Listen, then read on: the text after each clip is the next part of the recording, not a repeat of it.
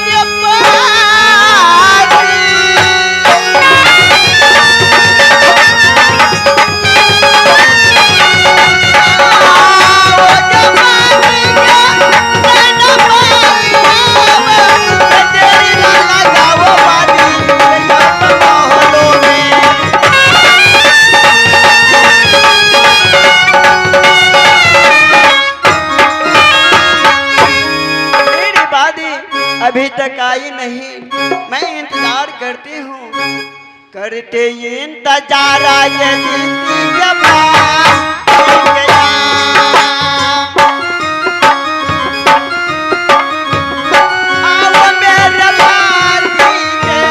सोना महलो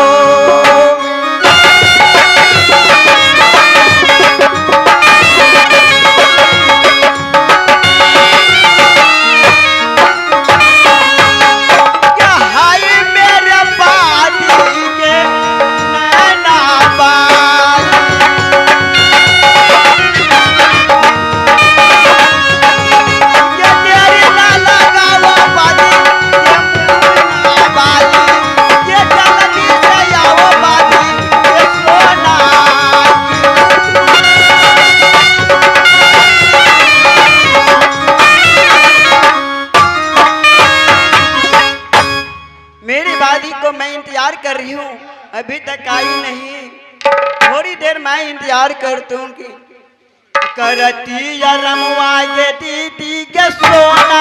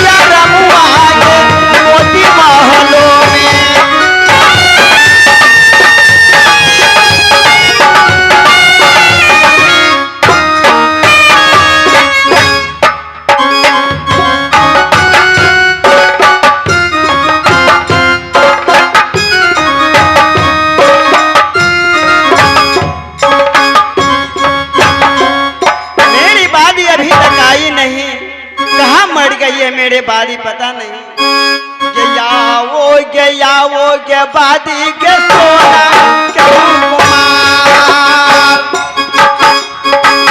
ये तेरी ना लगाओ बादी ये अपनी महलों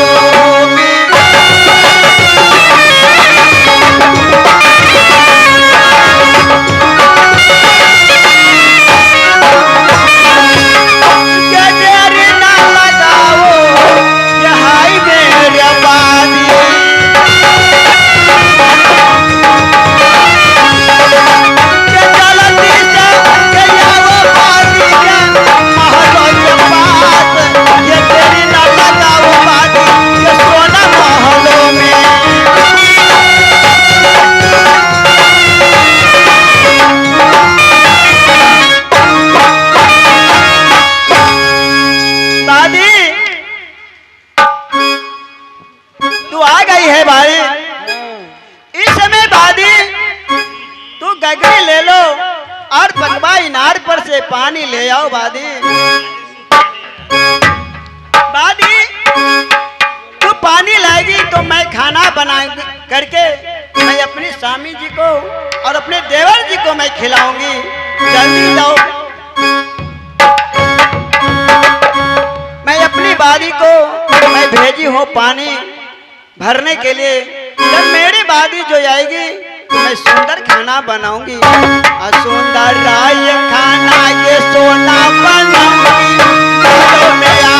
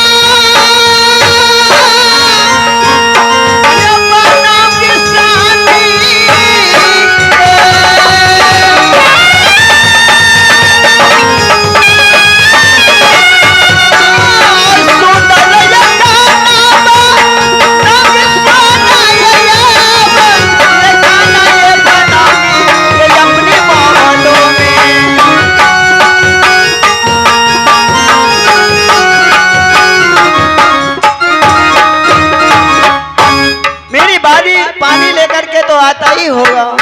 मैं देखती हूँ मेरी बादी कितना टाइम लगा रही हूँ।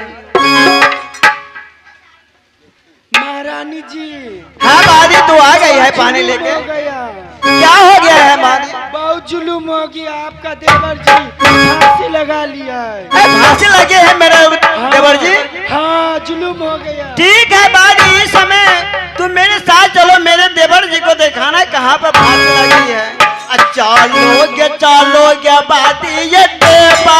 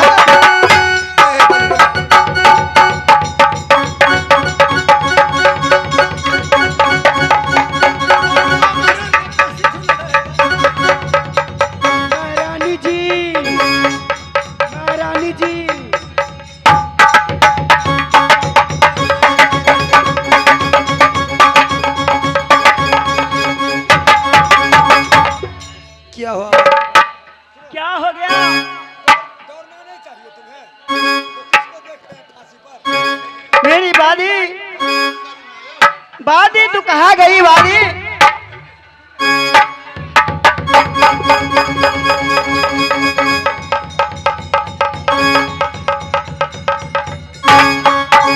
बादी तू कहाँ गई?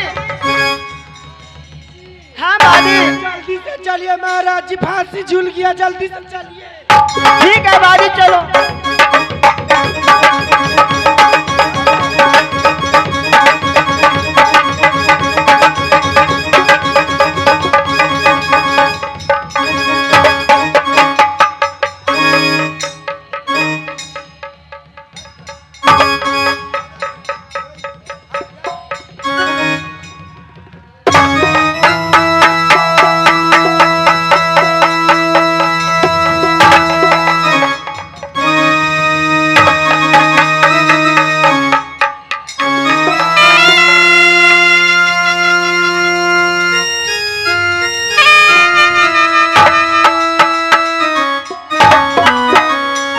देवर जी क्या हो गया? देवर जी कौन ऐसी दासा किया है? देवर जी ये कुशला बताओ देवर जी भाई के जा।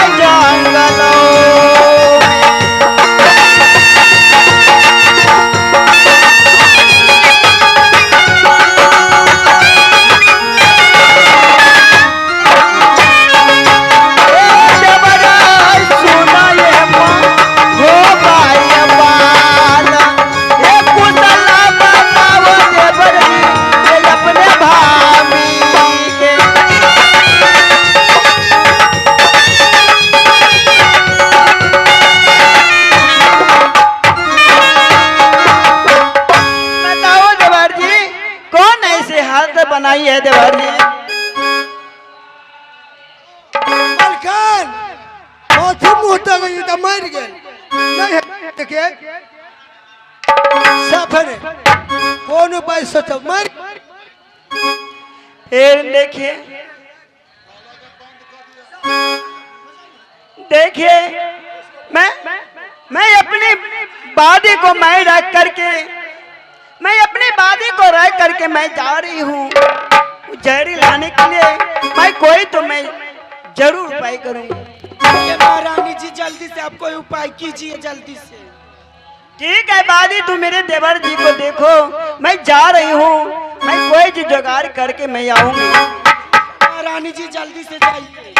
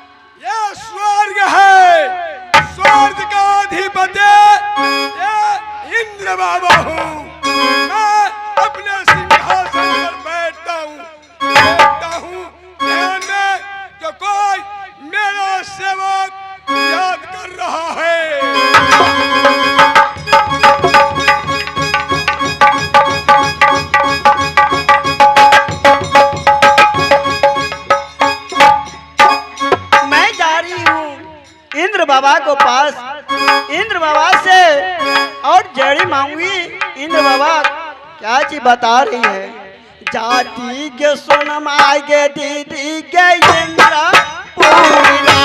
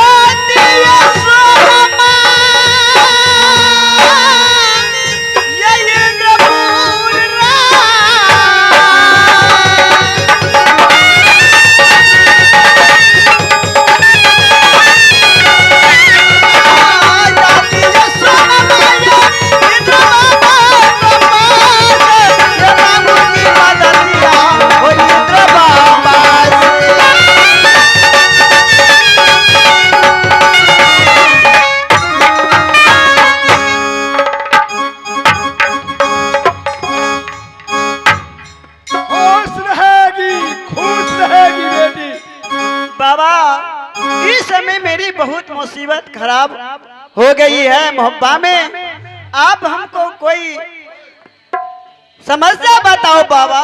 क्या हुआ है बेटी मोहब्बा में? क्या समस्या तुमको पड़ गई है? तुम सुनाएंगी? देखिए देवर जी, मेरा देवर जी फांसी लग गई है बहुत, अब मर गई है कि पता नहीं क्या हो गया, जो मेरा कोई पता नहीं। मेरे देवर जी बहुत बेहोश है। ये फांसी पर से मैं उतार करके रखी हूँ, न बाज रही न भूख रही है। बाबा ठीक है बेटी, तुम जो कह रही है कि मेरा देवर जी डाकू रुदल फांसी झूल गए हैं, प्राण अभी बचा हुआ है।